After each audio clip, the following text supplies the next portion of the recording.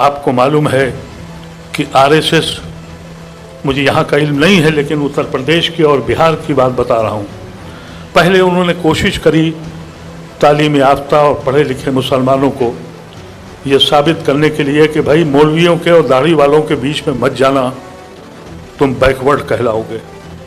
उसमें कामयाबी कोई ख़ास उनको नहीं मिली। अब उन्होंने मदरसों पे कब्ज़ा कर लिया है। मैं गुड़गांव में रहता हूँ, अब वहाँ नमाज 35 जगह पे होती थी, 6 जगह पे इजाज़त दी गई है। वहाँ नमाज सिर्फ वहीं हो सकती है जहाँ इंद्रीश की जो जमात है मुस्लिम मंच, उससे फारिग मौलाना को इजाज़त है कि आप नमाज पढ़ाएंगे। मदरसों में फंड दिए जा रहे हैं। इंद्रीश के को आप सोचिए कि जामिया मिलिया इस्लामिया और अलीगढ़ मुस्लिम यूनिवर्सिटी में एजाज़ दिया जा रहा है। कभी सोचा आपने कि आपके आने वाली नस्ल कहाँ खोने जा रही है? क्या अभी भी साहिल पे बैठ के तूफान का नजारा करते रहेंगे? अभी भी आपके सीने में दर्द नहीं उठता? अभी भी ये कहते हैं कि इसको मत बुलवाइए, उसको बुलवाइए, ये मेरा मुखालिफ है। अरे मेरे अजीज, इस वक्त खुदा के वास्ते अपने पैरों पे खड़े हो जाओ। ये खौफ हिरास का आलम तो आपने अभी 15 अगस्त को भी देखा होगा।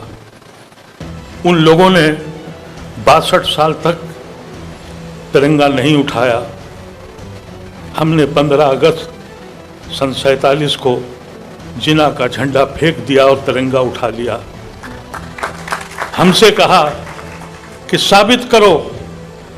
ये जो इतने दिनों के बाद जो झंडे का तिरंगे का ख्याल आया मोदी और इनकी जमात को, तो मुझे बड़ा प्यार आया इनके ऊपर कि चलो ये तो एहसास हुआ, लेकिन इनको ये भी तो कहना चाहिए था कि सरवारकर, गुरुवारकर, हेडगारकर ये लोग गलत थे, ये झूठे थे। इन्होंने कहा था कि हम झंडा नहीं अपनाएंगे, तो ये कह दो कि वो देशद्रोही हैं।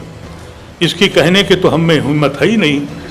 इन आँखों ने देखा मदरसों में, खानकाहों में बड़ी बड़ी दाढ़ी और टोपी लेके, झंडा लेके, हम हिंदुस्तानी हैं, हम तिरंगा लेके चलते हैं। आपने किसी आश्रम में, किसी मंदिर में यह बस देखा? कहीं देखा किसी ऐसे आश्रम में, किसी गुरु के यहां देखा कि वो तिरंगा लेके चल रहा हो? हमको जरूरत पड़ी, जिसने अपनी किश्तियां जला दी थी, अपने खून को बांट दिया था, जिसने कहा था कि हम इस हिंदुस्तान में रहेंगे। यहाँ के आईन का मसला है। हमारे साथी कह के चले गए, बाहर आइए, निकलिए। जब तक आईन है, जब तक इस मुल्क में हमारा वजूद है, रोज और रोज आईन तोड़ा जा रहा है। फख्र से कैसे कह दें कि हमें नाज है यहाँ। मैंने इस बात का इजहार बराबर किया है। जब अदालतें सुनना बंद कर दें और जब पुलिस कम्युनल भी हो जाए बेईमान के साथ, वो समाज तबाह हो जाता है। हम आपके बीच इसलिए आए हैं कि आप सोचिए इस बात पर। इनफरादी क़यादत, अब इनफरादी क़यादत की गुंजाइश नहीं है, इज्तिमाई क़यादत करनी पड़ेगी।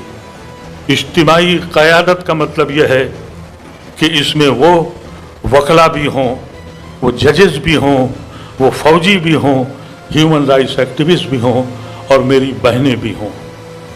छोड़ दीजिए कि वो बहन हिजाब करती है या गैर हिजाब के है। अब तो नौबत यह है कि हम हिजाब करें या न करें, इसका फैसला हुकूमत हिंद करेगी। अब नौबत यहाँ आ गई कि फला फला शख्स रेलवे स्टेशन पे नमाज पढ़ रहा था। इस बयान के बाद एक मौलाना का बयान मैंने सुना कि नमाज कज़ा कर लो, अब खुले में नमाज मत पढ़ो।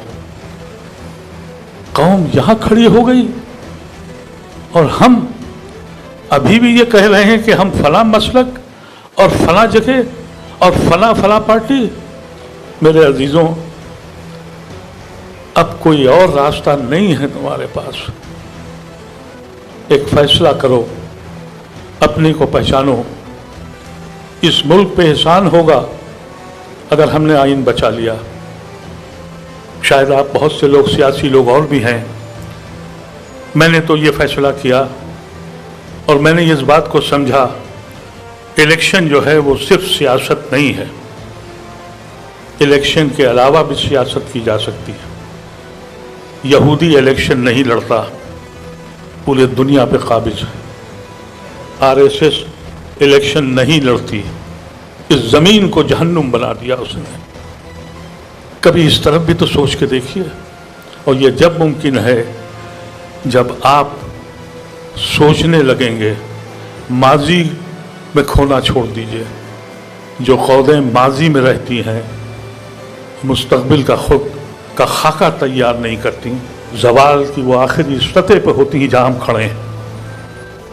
अच्छे लोग जा रहे हैं, नौजवान बच्चों को मैं चाहता था वो होते तो मैं उनसे कहता कि जो मेरे बुजुर्गों ने मुझे समझाया था मैं वहाँ तक नहीं पहुँचा सका।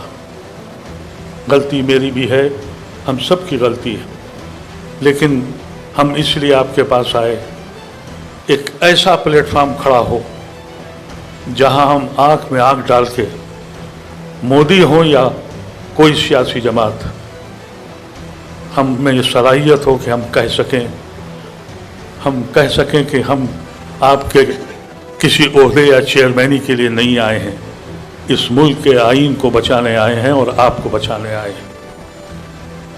दिल में तो बहुत कुछ है कहने को, लेकिन कहना बड़ा मुश्किल है।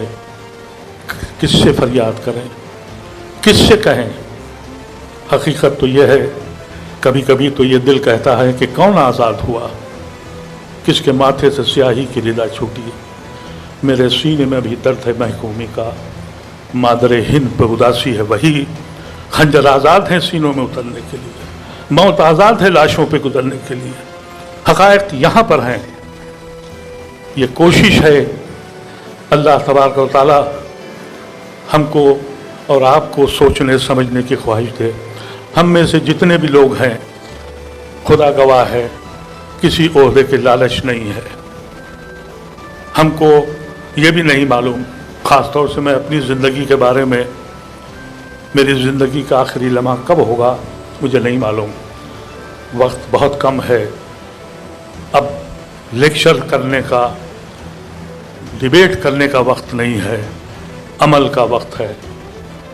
कुव्वत दीजिए एक दूसरे को, हौसला दीजिए, इस मुल्क को बताइए हमने एक बार यह मुल्क बचाया था, अब फिर हमारी जिम्मेदारी पड़ती है कि हम फिर बचाएं।